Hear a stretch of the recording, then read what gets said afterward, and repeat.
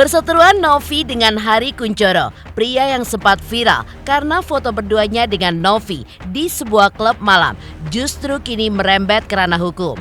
Ya, pihak Novi mengaku beberapa pernyataan Hari yang dinilai telah merendahkan dirinya dan tidak adanya itikat baik dari pihak Hari Kunchoro membuat Novi akhirnya menempuh langkah somasi kepada Hari Kunchoro. Somasi tersebut rupanya telah dilayangkan pada tanggal 24 Januari 2025, namun belum mendapat jawaban dari pihak Hari Kunchoro.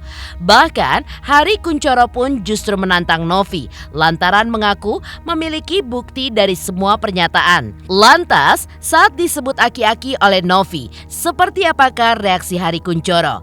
Pernyataan apa saja dari Hari Kunchoro yang membuat Novi merasa nama baiknya tercemar? Seperti apa pula klarifikasi Hari Kunchoro terkait pernyataannya sebelumnya dan sikapnya terhadap somasi Novi? Apa yang membuat kuasa hukum Novi bernama Sylvia mundur dan malah berpihak kepada Agus Salim? Dan seperti apa pula kisah dari putri mendiang Alvin Lim yang kini di usia 17 tahun sudah bisa mengajar soal trading?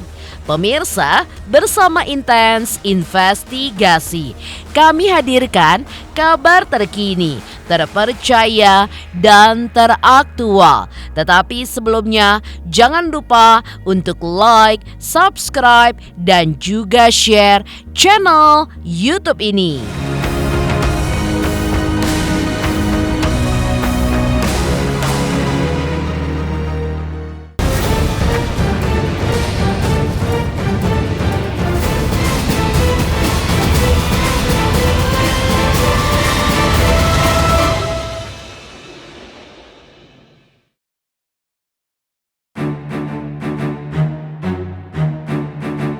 Geger perseteruan antara Novi dengan Hari Kunchoro yang sempat dijulukinya si aki-aki dalam postingannya di sosial media rupanya berujung di ranah hukum. Diakui kuasa hukum Novi yaitu Disna Riantina lantaran merasa terganggu dengan kemunculan Hari Kunchoro di hadapan publik. Novi pun rupanya sudah melayangkan somasi pada tanggal 24 Januari 2025. Somasi pun dilayangkan oleh pihak Novi karena tidak ada titik temu antara Novi dan juga Hari. Menurut Disna, somasi yang dilayangkan Novi belum ada jawaban dari pihak Hari Kunchoro. Somasi merupakan upaya terakhir yang ditempuh oleh Novi setelah upaya kekeluargaan menemui jalan buntu. Menurut Disna, prahara Novi versus Hari Kunchoro bermula saat Hari Kunchoro mengajak Novi ingin bertemu pada tanggal 30 November 2024. Dan menurut pihak Novi, ada pernyataan dari Hari Kunchoro yang menyebutkan bahwa Novi suka minum-minuman keras, di mana pernyataan tersebut sontak membuat Novi merasa kaget. Menurut pihak Novi, pada tanggal 4 Desember 2024 sebenarnya sudah ada komunikasi dengan Hari Kunchoro untuk mencari titik temu dan ada kesepakatan, namun kemudian menurut pihak Novi, justru Hari Kunchoro pun melanggar kesepakatan tersebut sehingga somasi pun akhirnya dilayangkan. Jadi permasalahan dengan Pak HK itu sebenarnya berawal dari ketidakmauan Teteh untuk ajakan Pak HK bertemu di tanggal 30 November sebenarnya. Jadi bukan pula Teteh menolak secara langsung, tapi lebih kepada momen yang tidak tepat. Karena di bulan November itu, di Desember awal Teteh kan harus ke Cina ya. Jadi kemudian menunda pertemuan itu untuk ada pekerjaan di Cina. Titik pangkalnya sebenarnya di situ. Kemudian berlanjut ketika ada statement Pak HK yang menyatakan bahwa Teteh suka mabok, gitu ya. Teteh sepulangnya dari Cina kemudian kaget dengan statement itu, makanya kemudian Teteh membuat piti-piti itu disertai dengan hal yang lainnya, itu yang kemudian membuat Pak HK keberatan. Dan keberatan itu sebenarnya sudah kami jawab di tanggal 4 Desember. Saya secara pribadi sebenarnya sudah telepon Pak HK untuk menemukan titik temu antara Teteh dengan Pak HK. Sudah ada juga permintaan maaf Teteh ke Pak HK jika memang ada kata-kata Teteh yang menyinggung Pak HK. Tapi kemudian terus berlanjut sampai adanya komitmen antara Teteh dengan Pak Haka untuk tidak muncul lagi di publik. Setelah komitmen itu dibuat, Pak Haka setuju, kemudian Teteh juga setuju, tidak muncul di publik. Beberapa hari kemudian Pak Haka kemudian kembali muncul di publik gitu. Nah itu kemudian konflik yang memanjang sampai hari ini. Somasi baru kami terbitkan di tanggal 24 Januari ya, gitu. Karena memang tidak ada titik temu antara Pak Haka dengan Teteh. Sebelumnya itu sebenarnya PH dari Pak Haka sudah telepon saya menyatakan bahwa mari kemudian kita tabayun duduk bersama, dan kami pun menawarkan kalau kemudian kita bertabayun duduk bersama maka kita cari tempat yang memang sama-sama nyaman gitu, tidak kemudian di tempat hiburan Pak Haka, tidak juga di tempat Teteh, tapi itu yang ditolak oleh Pak Haka. Somasi belum ada jawaban sampai hari ini. Sampai tanggal berapa Bu somasi itu? Somasi itu biasanya kan umumnya ada somasi 1, 2, dan 3. Somasi itu per tanggal 24, kemudian batasnya di tanggal 28 baru diambil tindakan lebih lanjut. Disna Riantina, kuasa hukum Novi, mengakui bahwa jika tidak ada itikat baik dari Hari Kunchoro dan duduk bersama, maka pihaknya pun akan mengambil tindakan hukum. Diakuinya, pihak Novi terakhir berkomunikasi dengan Hari Kunchoro 3 atau 4 hari yang lalu untuk menyampaikan rencana duduk bersama. Diungkapkan oleh Disna, Novi pun keberatan dengan pernyataan dari Hari Kunchoro yang sudah memojokkan Novi. Menurutnya, Novi pun tidak keberatan dengan beberapa isi chat dari anak buah Hari Kunchoro yang menyebutkan hal ini adalah bagian dari promosi, tapi tidak memojokkan Novi lebih jauh. Karena hal inilah yang justru membuat Novi keberatan. Disna Riantina mengakui bahwa ada 3 poin yang dituangkan di dalam somasi terhadap Hari Kunchoro. Yang pertama, Novi disebut suka mabuk dan tidak sadarkan diri hingga harus didorong dengan kursi roda sampai ke kamar. Juga soal pernyataan adanya video tidak senonoh antara Hari Kunchoro dengan Novi. Dan juga minuman yang disukai oleh Novi. Iya, kalau misalkan memang tidak ada itikat baik ya, tidak ada kemudian itikat untuk duduk bersama, maka semua pihak bisa mengambil tindakan hukum gitu, baik itu Pak Haka maupun Teteh. Terakhir komunikasi itu sebenarnya 3 hari atau 4 hari yang lalu ya dengan Pak Haka ya, dari pihak kami ke Pak Haka. Itu pun menyampaikan bahwa tabayun untuk duduk bersama itu, tabayun untuk bersama, terus kemudian mencari lokasi yang sama-sama nyaman begitu, tidak di tempat hiburan malamnya Pak Haka, tidak juga di tempat Teteh begitu. Nah itu yang tidak ketemu sampai hari ini. Malah statement-statement Pak Haka yang terkesan ya sangat memojokkan Teteh begitu. Tapi ada kerugian nggak sih mungkin sempat dengan Teteh dengan kan kata ibu tadi statementnya berbeda gitu sama yang dialami Teteh gitu? Ya tentu ya, kerugian yang paling nyata adalah Teteh ini kan public figure ya, yang kemudian harus apa yang disampaikan dengan faktanya memang harus sesuai gitu. Nah itu yang kemudian dijaga oleh Teteh dari awal sampai detik ini. Kami juga sebenarnya ya dari pihak Teteh tidak keberatan kalau misalkan dari chat-chat yang kami terima ya, ada beberapa anak buahnya Pak Haka yang chat ke kami menyampaikan bahwa ini bagian dari promosinya. Silahkan kalau memang itu mau dilakukan, tapi tidak kemudian dengan memojokkan secara lebih jauh ya. Itu yang kemudian Tetehnya keberatan. Yang paling keberatan adalah ada 3 poin sebenarnya yang kami tuangkan di somasi ya. Yang pertama tentang bahwa Teteh itu mabuk ya, tidak sadarkan diri, terus didorong di kursi roda sampai ke kamar. Itu yang pertama. Terus ada video yang tidak senonoh antara Teteh dengan Pak Haka. Juga kemudian minuman yang disukai oleh Teteh gitu. Itu yang sebenarnya bagian dari promosi yang dilakukan oleh pihak Pak Haka, tapi tidak kemudian dalam kapasitas yang sesungguhnya gitu. Jadi lebih menjelekkan dengan tujuan promosi gitu.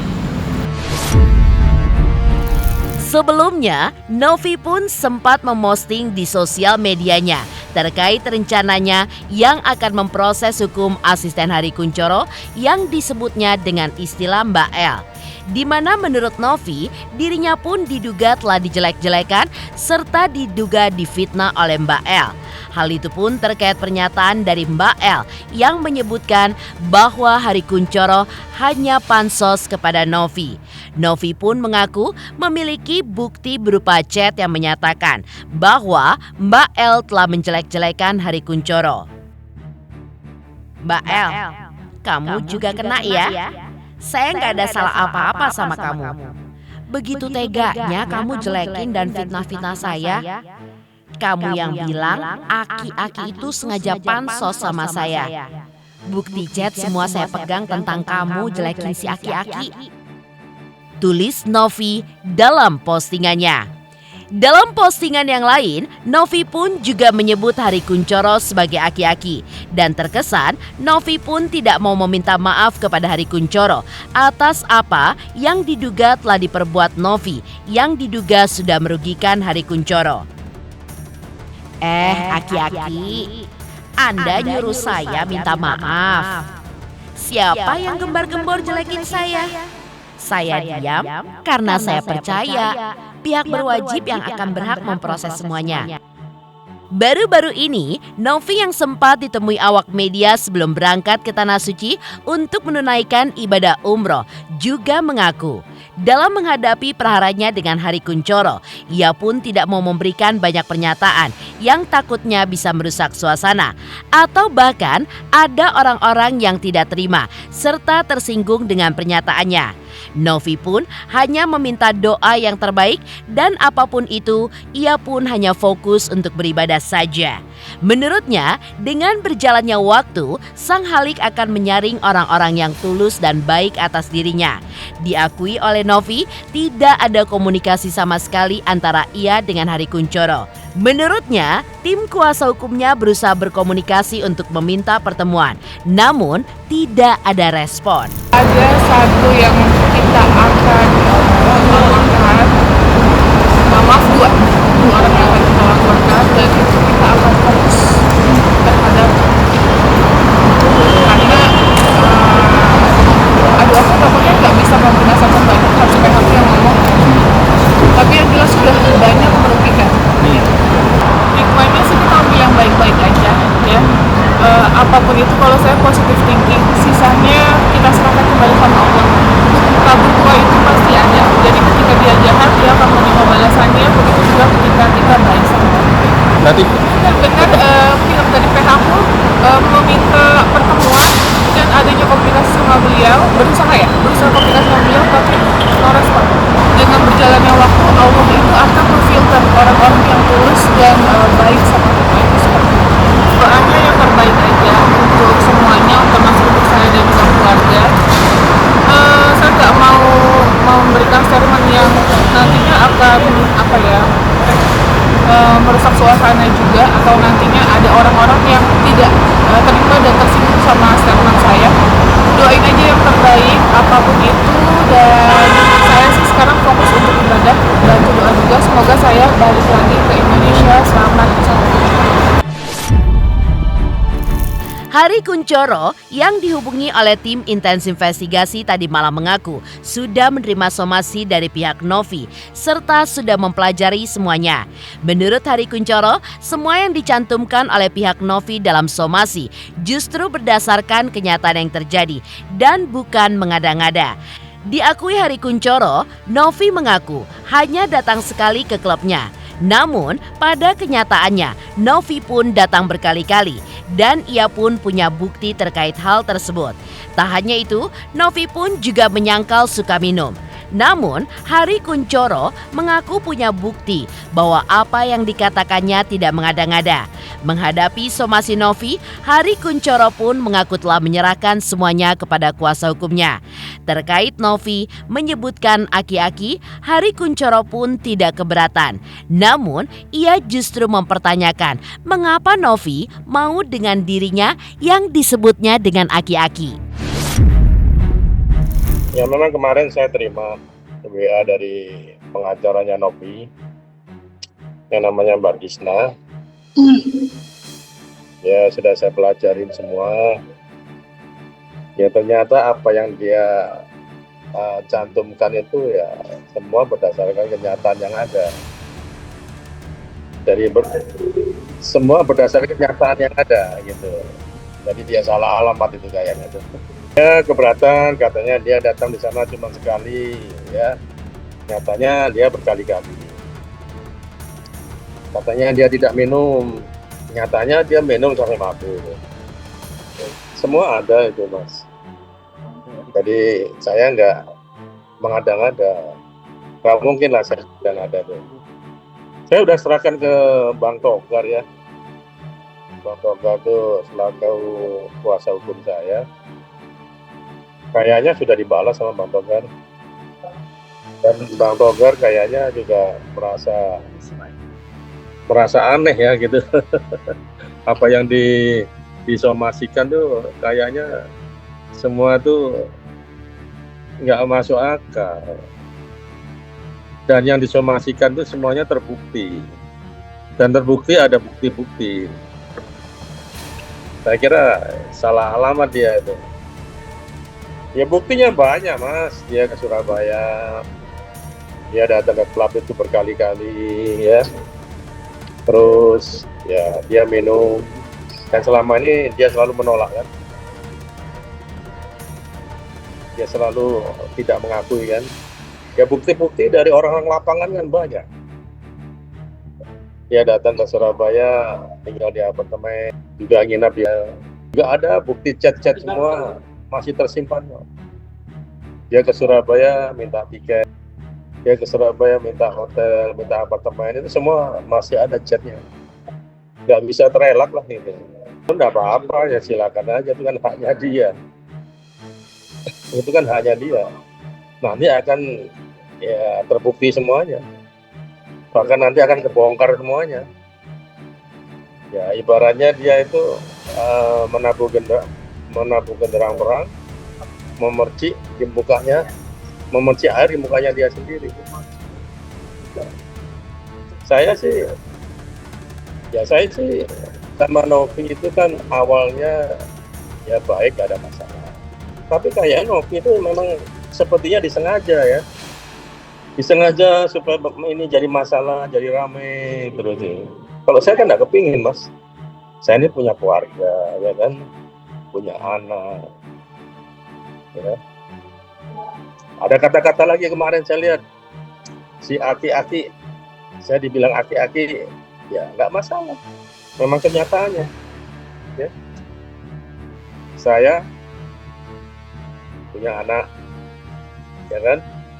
Saya punya cucu, saya aki-aki, nggak masalah. Memang itu kenyataan. Ya. Tapi, Novi ya, mulutmu adalah harimau. Kalau kau katakan aku aki-aki, nah, kenapa kamu mau sama aki-aki? Ya. Pansos, saya bukan pansos, saya ini mengklarifikasi. Mengejutkan, Novi telah melayangkan somasi atas Hari Kunchoro karena merasa namanya tercemar. Lantas, apa yang membuat Sylvia, kuasa hukum Novi, menyatakan mundur dan juga membela Agus Salim? Selamat untuk intens investigasi karena sudah mencapai 3 juta subscribers di YouTube. Sukses selalu dan all the best.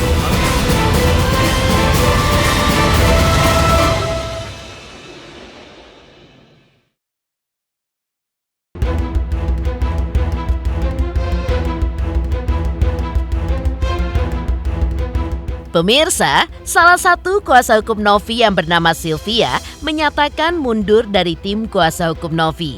Sylvia pun mengakui jika hati nuraninya sudah tidak sesuai lagi. Dan selain itu, menurut Sylvia, gugatan yang dilayangkan oleh kuasa hukum donatur sebesar 138 juta rupiah dan bukan 1,3 miliar rupiah seperti yang dikabarkan. Sylvia mengaku ketika itu ia keluar dari tim kuasa hukum donatur karena merasa tidak menjadi bagian pembuat gugatan. Selain itu, menurut Sylvia, uang donasi tersebut merupakan milik Agus dan bukan milik yayasan. Tapi hal ini pun menjadi kisruh karena ada beberapa oknum yang menginginkan kasus ini pun menjadi viral. Waktu itu saya menjadi pengacaranya Novi, bukan pengacara yayasan. Itu harus digarisbawahi dulu ya. Dan kemudian saya keluar karena sudah tidak sesuai dengan hati nurani saya. Dimana ketika saya memberikan pandangan hukum saya, tinjauan hukum yuridis saya kepada kepada Novi dan Gary, tapi dikatakan sudah terlambat dan viral, yang pada akhirnya tidak sesuai dengan hati nurani saya keluar. Yang kedua adalah saya diajak menjadi PH donatur. Pada saat saya masuk ke PH donatur, itu barang sudah jadi. Artinya sudah ada gugatan, sudah ada LP ke polisi, dan isinya juga tentang, ini biar saya luruskan ya, gugatan yang dilayangkan oleh PH donatur adalah tentang 138 juta, bukan tentang 1,3 miliar. Dan LP yang dilakukan oleh PH donatur adalah tentang 138 juta, bukan tentang 1,3 miliar, agar diluruskan. Tapi berjalannya waktu, saya keluar dari PH donatur karena saya hanya merasa saya tidak menjadi bagian dari pembuat gugatan dan pembuat LP, sehingga saya kalau bicara kerja setengah-setengah saya nggak bisa, akhirnya saya keluar. Dan setelah saya melakukan sebuah kajian ilmiah, saya mendapati bahwa hal ini kenapa terlalu dipanjangkan. Padahal kalau menilik kepada tinjauan hukum saya yang pertama, ini adalah perkara tinggal membalikan telapak tangan, ya, dimana bahwa di situ ada haknya Agus untuk pengobatan matanya. Tapi ternyata ada beberapa oknum yang hanya ingin kasus ini viral sehingga mengorbankan netizen yang tidak bersalah diadu. Ya, akhirnya ada yang membuli, ada yang menghinakan, ada yang memfitnah dan sebagainya. Menurut Sylvia, ia pun sudah memutuskan untuk peduli kepada Agus Salim. Baginya, Agus Salim adalah korban dari kepentingan segelintir orang.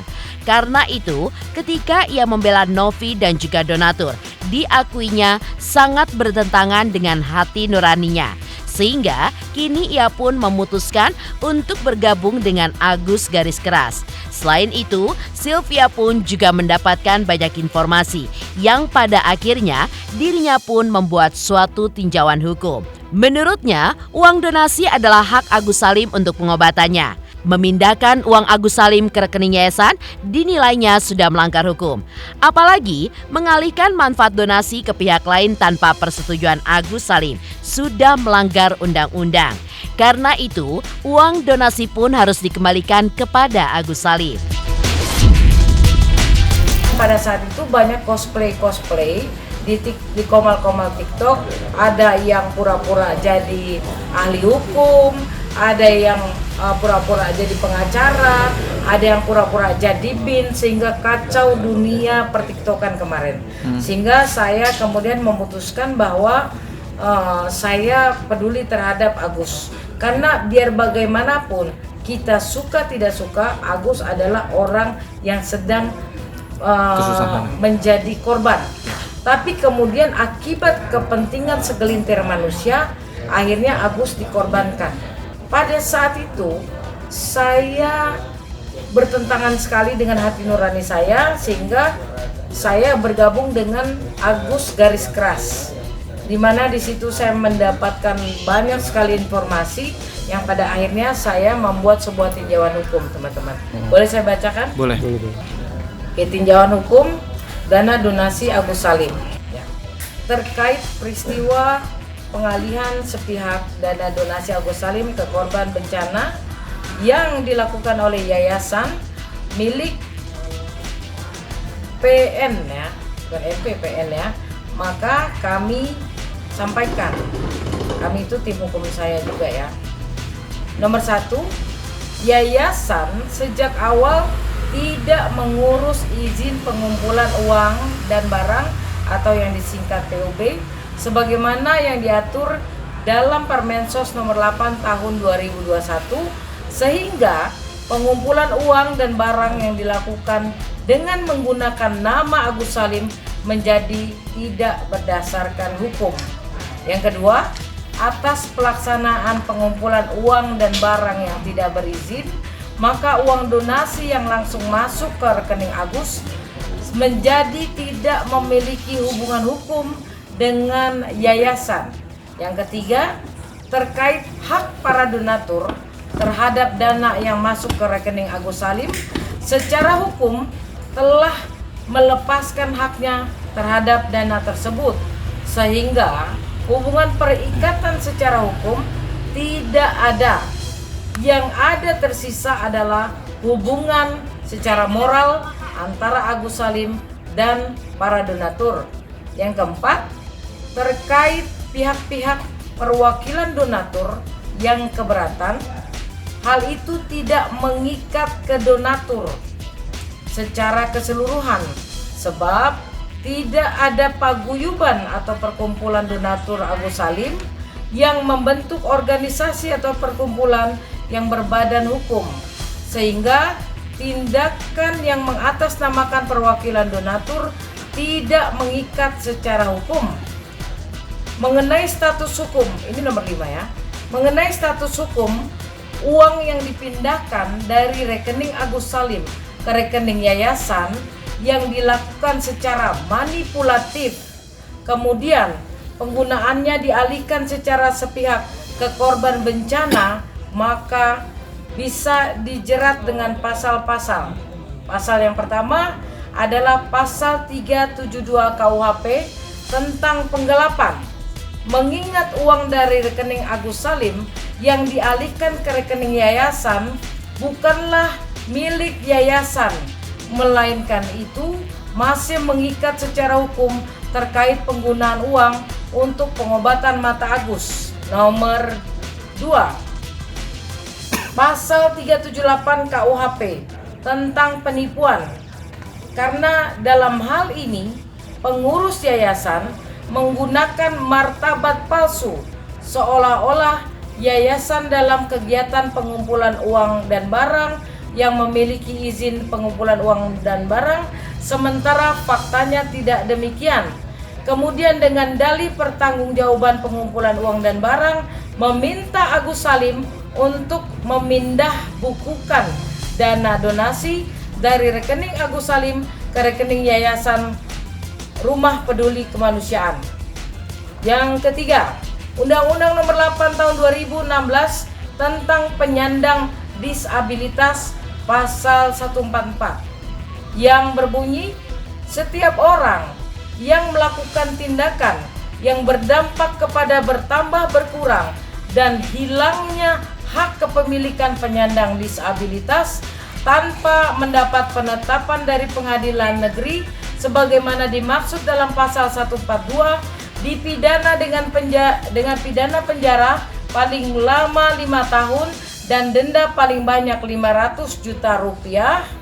Dalam hal ini adalah hak manfaat berobat Agus Salim yang hilang terhadap uang donasi akibat dialihkan ke korban bencana tanpa melalui penetapan pengadilan. Yang terakhir, yang keempat, pasal 145 Undang-Undang Nomor 8 Tahun 2016. Setiap orang yang menghalang-halangi dan atau melarang penyandang disabilitas untuk mendapatkan hak sebagaimana dimaksud dalam pasal 143 dipidana dengan pidana penjara paling lama 2 tahun dan denda paling banyak 200 juta rupiah. Dalam hal ini, pihak-pihak yang mengaku berkepentingan melakukan upaya sehingga Agus Salim terhalangi untuk mendapatkan manfaat pengobatan mata dari uang donasi yang dimaksud. Geger, praktisi hukum Sylvia mundur dari tim kuasa hukum Novi dan kini mendukung Agus Salim. Lantas seperti apa pula pengakuan Kate Lim yang kini menggantikan sosok mendiang Alvin Lim ayahnya untuk mengajar di kelas trading? Selamat untuk intens investigasi 3 juta subscriber, luar biasa sekali 3 juta. Ya pokoknya semakin sukses lah dan bisa menghadirkan sesuatu yang memang baik untuk diperlihatkan.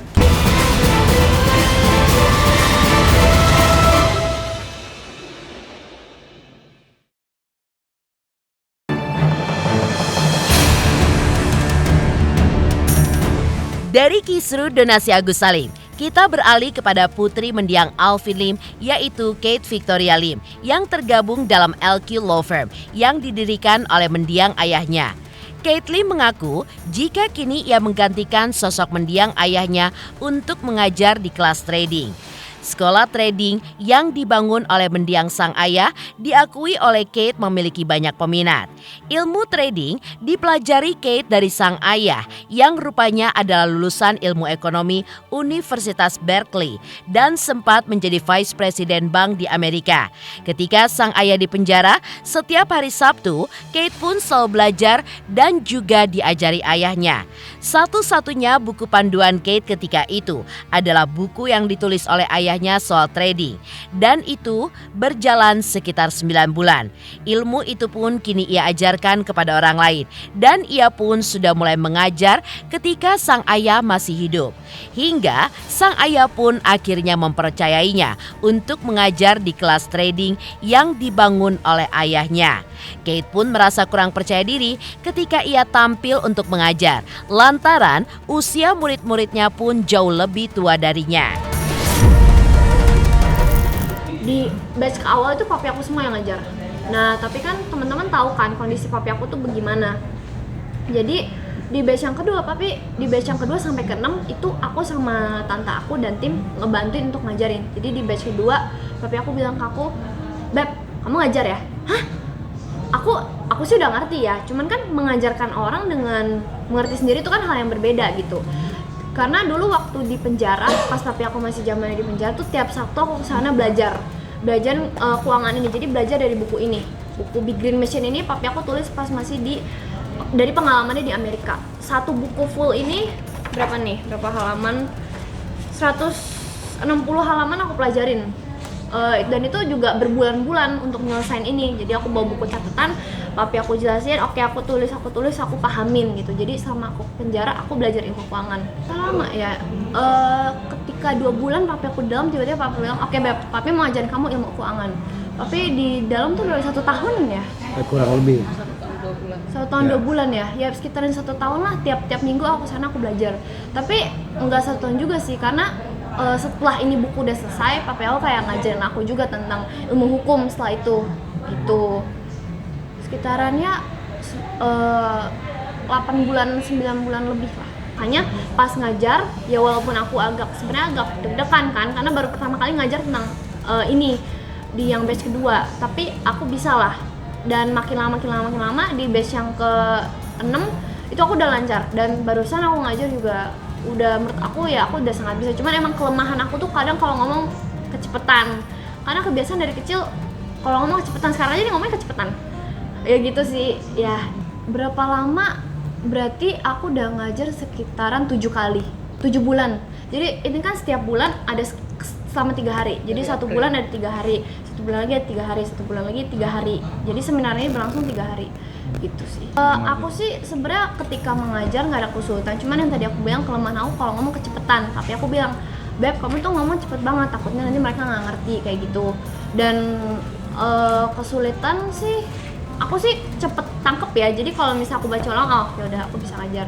Tapi lebih ke rasa percaya diri misalnya kan, karena yang aku ajarin tuh kan orang-orang yang usianya dewasa, sekitaran umur 20 sampai 50, ada yang 60-an. Jadi aku agak khawatir di situ, aduh mereka ini gaya diajarin sama anak kecil gitu. Tapi sebenarnya itu bukan aku yang kayak gimana, karena papi aku di awal yang di batch kedua itu papi aku bilang, "Beb, kamu belajar biar bisa ngajar gitu." Terus jadi aku kayak ya udah, aku lebih ke khawatir aja mereka, pandangan mereka kayak, kok gue diajarin sama anak kecil, gue umur segini kok anak kecil ngajarin gue. Cuman kayak lebih nggak pede sih. Ya awalnya kan aku nggak tahu ya kayak gini, cuman kan yang namanya orang, kalau aku dengar dari papi aku, nih Beb, ilmu ini kamu pasti rugi, kamu pasti untung, dan sampai sekarang belum pernah ada kerugian. Buktinya ini sampai sekarang dari orang yang selalu datang ini selalu untung dan belum pernah ada rugi yang ikut training kelas ini, kalau bermainnya sesuai dengan strategi yang diajarin. Ya aku mau belajar pastinya biar aku juga bisa, karena kebanyakan orang ya ketika misalnya dikasih warisan berupa misalnya uang atau aset, uang itu tuh lama-lama akan habis. Kalau misalnya kita belajar gimana sih cara mengoptimalkan uang tersebut agar selalu misalnya mendapat bunga tiap bulan, mendapat ada kenaikan lah dari uang tersebut. Nah itu kan bagus itu, daripada lama-lama kalau kita nggak apa-apain uang itu lama-lama habis gitu. Atau nggak kalau misalnya cuma taruh ke deposito itu kan akan kalah dengan nilai inflasi kayak gitu. Jadi papi aku ngajar nih cara-caranya gimana untuk ngeinvestasiin uang gitu. Jadi itu menurut aku sangat berguna ya, karena di kedepannya juga aku nggak akan kekurangan gitu. Jadi itulah kenapa aku tarik juga, aku biar bisa ngelanjutin apa yang udah papi aku mulai. Kan papi aku udah punya ilmu itu, papi aku bagi-bagi ke orang-orang lain ilmunya, tapi ya ikut kelas ini bayar 15 juta. Kenapa? Karena ada biaya hotel, biaya makan, dan ada tim yang harus juga dibayar gitu. Jadi makanya kenapa kelasnya bayar. Tapi papi aku ini niatnya mau bantu biar masyarakat ini cerdas secara ilmu keuangan. Makanya kenapa aku juga mau belajar untuk diriku sendiri dan untuk biar bisa ngebantu orang lain juga. Bapak aku bidangnya di bidang perbankan, jadi bisa nurunin ilmu yang kau. Kalau cuman menurunkan uang dan warisan yang lama-lama akan habis, ya lama-lama habis dan bisa aja aku jatuh miskin. Tapi karena yang diturunkan ilmu, aku bisa terus mengembangin gitu. Jadi aku sangat beruntung sih. Jadi dulu sebenarnya papi aku ini kan kalau dari dulu ya kuliah di Berkeley di Amerika ngambil perbankan gitu. Jadi emang ada background di perbankan. Terus papi aku jadi trader dan kerja di bank, dan akhirnya naik jadi vice president, wakil presiden Bank of America waktu itu. Jadi makanya kenapa emang ada bidang di keuangan, tapi habis balik Indo banting setir jadi pengacara. Pemirsa Intens Investigasi, jangan lupa saksikan terus Intens Investigasi. Dan pastikan jangan lupa untuk like, subscribe, share, dan juga komen channel Intens Investigasi.